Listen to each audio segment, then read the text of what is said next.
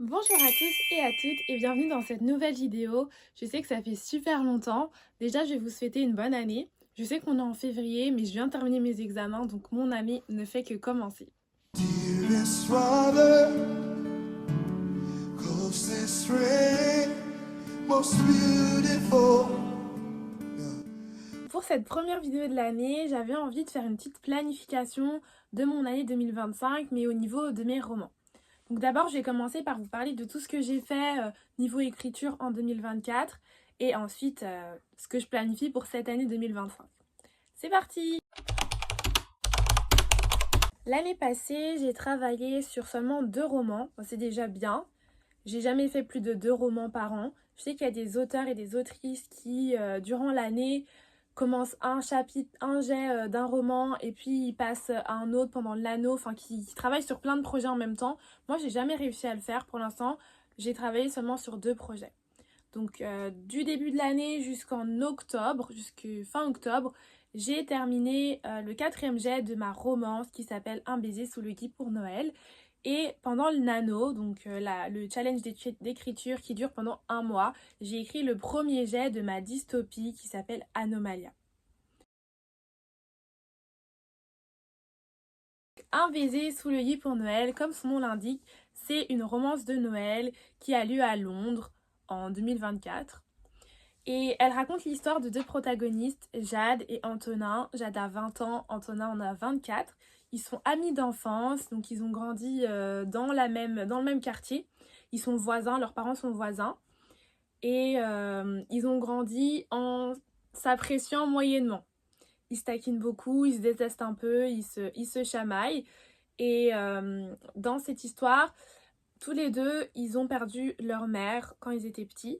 Donc Antonin a été adopté par les Holiday et Jade, elle n'a pas vraiment été adoptée, mais elle a passé beaucoup de moments de sa vie chez les Johansson, qui sont des amis de ses parents, parce que son père, il prend pas vraiment soin d'elle, il la délaisse beaucoup.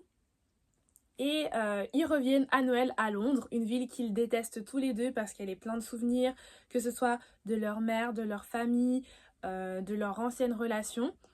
Et durant ce Noël, ils vont être amenés à prétendre d'être ensemble, le temps d'un Noël. C'est une romance qui est chrétienne, donc on aborde des sujets comme la valeur, trouver sa valeur en Christ. Est-ce que ce que les autres disent de moi ou mon passé me définit? C'est aussi une romance qui aborde beaucoup de sujets comme la famille. Est-ce que des personnes qui m'ont élevée, qui ont pris soin de moi peuvent être considérées plus comme ma famille que mes propres parents? Et c'est aussi une histoire qui traite de l'espionnage. Donc Antonin, c'est un agent secret qui doit résoudre une mission avant Noël. Donc il y a un compte à rebours. Il y a un personnage qui s'appelle Abbé qui menace de détruire l'agence d'Antonin. Et il va engager Jade, qui est donc son amie d'enfance, pour l'aider à résoudre cette mission. Donc c'est un résumé un peu messy. Je sais pas trop comment le résumer. J'ai pas encore écrit de synopsis ou quoi, mais j'espère que déjà ce que je vous ai raconté, ça vous tease un peu, ça vous intrigue un peu. Donc j'ai terminé le G4 en octobre, comme je l'ai dit, et je l'ai laissé reposer jusqu'en janvier. En janvier, j'ai relu mon livre en entier. Voilà. Et là, en février, je viens de commencer la dernière réécriture parce qu'il faut que ce soit la dernière réécriture. C'est un projet que j'ai commencé il y a, je crois, 4 ans. Je pense que c'était en 2021. Donc ça date et il faut vraiment que je le clôture parce que j'ai envie de l'envoyer en maison d'édition et de pouvoir passer à d'autres projets parce que j'ai tout plein d'idées. Donc le but de cette réécriture, c'est de le rendre propre, de le rendre lisible, de le rendre cohérent, de retravailler les relations entre Jade et du coup sa famille adoptive. Pareil pour Antonin, le côté espionnage, parce que je trouve que depuis la première version, je le développe pas assez bien, je connais pas assez de choses sur ce monde et il faut que je me renseigne, que je travaille sur la hiérarchie de cette agence, sur les agents, etc. Et donc ça, c'est mon objectif pour cette réécriture.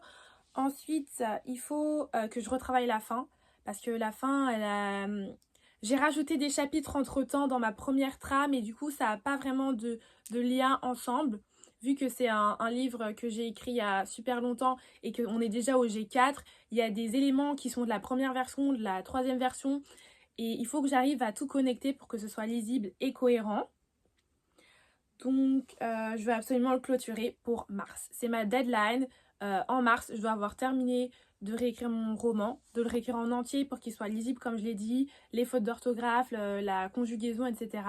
Ensuite, je vais l'envoyer en bêta lecture tout le mois d'avril, je pense, pour pouvoir avoir des retours et pour pouvoir le rendre parfait avant l'envoi en maison d'édition. En mai et en juin, je vais m'attaquer aux corrections que mes bêta-lecteurs et bêta-lectrices m'auront fait durant le mois d'avril et mars. Et je le relirai une dernière fois, je m'assurerai que tout est cohérent, qu'il est parfait, que vraiment c'est la version totalement finale, que j'ai envie de rien rajouter.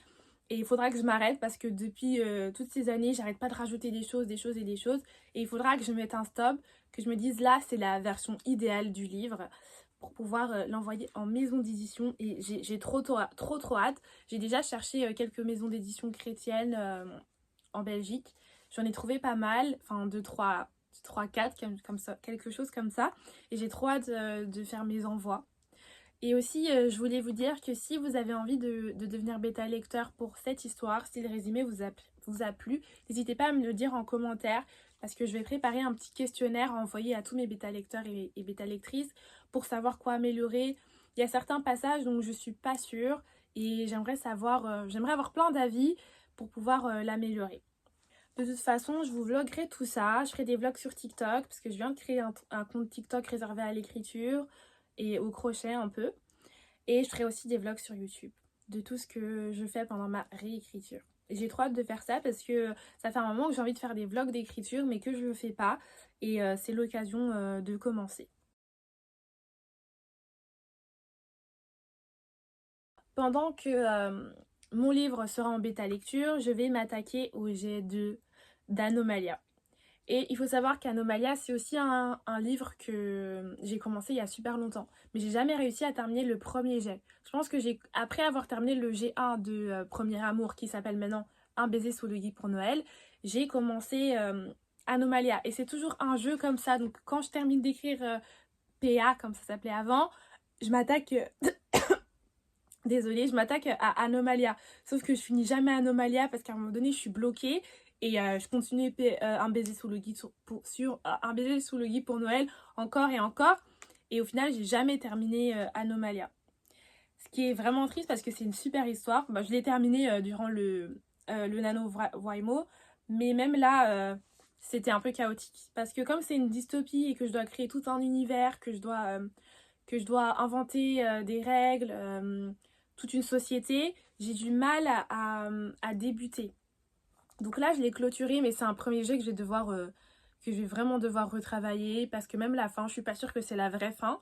Mais bon, c'est pas grave, on a plein de choses à faire et ça va être trop bien. En résumé, Anomalia, c'est une dystopie avec de la romance qui est également un roman chrétien et qui aborde des thèmes comme être différent du monde, porter sa croix, qu'est-ce que ça veut dire d'être chrétien et de nager à contre-courant. C'est basé sur le verset qu'on ne méprise pas ta jeunesse. Je vous le mettrai là parce que je ne le connais pas par cœur. Et c'est deux ados qui doivent du coup faire face à ce choix de soit choisir Dieu et d'aller différemment de leurs amis ou alors de juste suivre le monde et de se laisser emporter dans la mode d'aujourd'hui.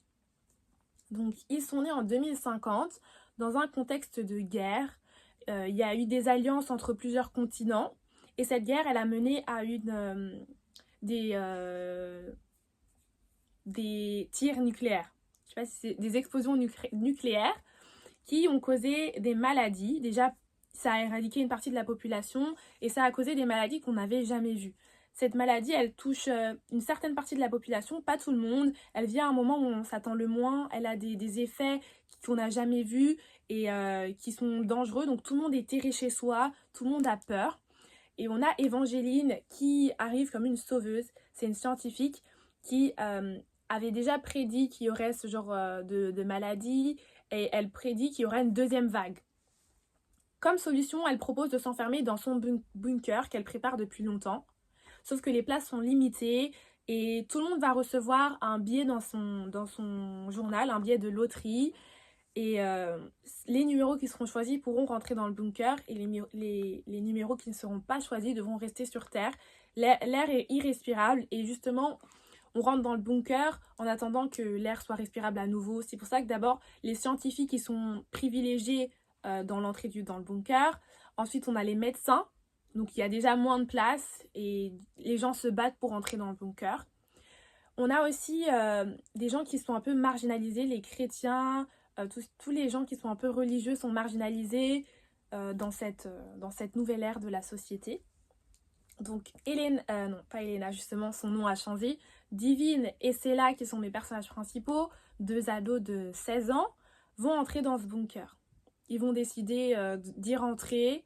Et déjà, leurs numéros sont cités et il y a beaucoup de gens qui, même si leurs numéros sont cités, décident pas de rentrer, mais eux, ils décident de rentrer et de faire confiance à Évangéline. Ils font partie de cette nouvelle population qu'on appelle les anomaliens. Ils vivent dans un monde qui est idyllique, parce qu'après être entrée dans le bunker, Évangéline, elle a créé une sorte de société dans un dôme qui est protégé de toutes les maladies, de toutes les infections. Et ce sont les seules personnes actuellement qui ont pu accéder à ce dôme, qui ont été décontaminées. C'est une population qui est remplie d'adolescents. Il y a quelques adultes, mais c'est pratiquement que des adolescents. Ils ont été décontaminés et ils ont oublié tout ce qui se passait avant. Ils ont oublié, on leur a effacé la mémoire. Donc leur ancienne vie, ils s'en rappellent pas. Ils se souviennent simplement que Évangéline leur a sauvé la vie. Ils vivent dans cette nouvelle société où on aime plusieurs personnes à la fois. Il n'y a pas vraiment de règles. On est libre. Il n'y a pas d'adultes, pas de parents. Donc tout le monde fait la fête toute la journée, de tous les jours. Et voilà. Donc c'est tout ce que je peux vous dire déjà dessus. Non, je peux aussi vous dire que donc Elena, elle est dans cette nouvelle société, c'est une anomalienne, mais elle est un peu différente. Elle est différente parce qu'elle a beaucoup de souvenirs de l'ancien monde, ce qui est pas possible. Et elle les cache parce qu'elle n'a pas envie de se faire reprogrammer. Elle rencontre Cella, qui est tout aussi différent qu'elle et qui a pour projet de fuir le dôme. Et alors que c'est impossible vu que la Terre est irrespirable, mais si vous lisez cette histoire, vous verrez que elle l'est finalement. Voilà. Donc voilà pour le résumé. Donc je reviendrai sur mon premier jet pendant que j'attends les retours des bêta-lecteurs et des bêta-lectrices. Et ce que je dois faire en amont avant de commencer à réécrire, c'est vraiment faire un grand travail de world building, la société, les règles. J'en ai fait un peu plus avant le nano, mais c'est pas suffisant. Parce que au tout début, j'étais vraiment bloquée, je savais pas quoi écrire, je savais pas comment l'amener. C'est une bonne version d'Anomalia, franchement, parce qu'elle a changé de la toute première version que j'ai jamais finie. Donc c'est pas vraiment le premier jet, mais voilà, je me suis inspirée de mes autres versions parce qu'on avait tout plein. Et j'ai essayé de faire un début et une fin qui est assez cohérente. J'ai amené plein de nouveaux éléments, plein de nouvelles espèces. Dans cette nouvelle société, il y a une hiérarchie et je dois pouvoir savoir exactement quels sont leurs dogmes, leurs mythes, leurs croyances pour pouvoir justement pour pouvoir écrire. J'espère pouvoir écrire plus rapidement que Un baiser sous le gui pour Noël. J'ai pas envie de faire 4 ans sur un roman. C'est un livre que j'aime beaucoup beaucoup et j'espère pouvoir terminer au moins ma première réécriture en un an, je me dis, genre en janvier prochain ou février prochain parce que j'aurai encore mes examens, je vais pouvoir revenir et avoir terminé Anno.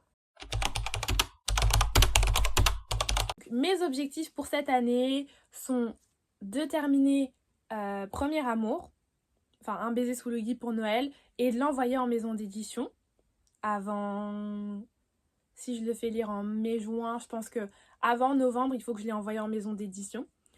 Pendant que j'attends une réponse des maisons d'édition et que j'attends les corrections des bêta-lecteurs, je dois reprendre Anomalia. Donc je dois avoir un world building qui est impeccable, travailler, etc. Savoir tout ce qui se passe, connaître vraiment tout mon univers de ma société. Et pouvoir, je pense que je voudrais faire une réécriture du G1 et clôturer cette réécriture de ce G1 vu que de toute façon j'aurai plus à m'inquiéter de PA parce que généralement les réponses des maisons d'édition c'est entre 3 à 6 mois je pense. Donc je pense que en janvier prochain il faudra que je revienne dans cette vidéo pour vous dire que j'ai envoyé mon roman en maison d'édition et que j'ai terminé la deuxième ou troisième réécriture de Anomalia.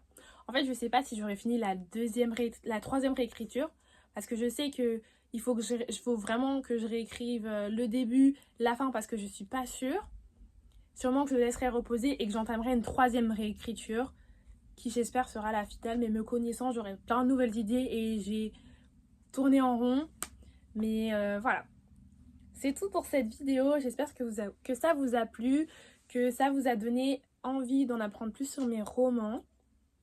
Et on se retrouve bientôt pour de nouvelles vidéos. Bye bye!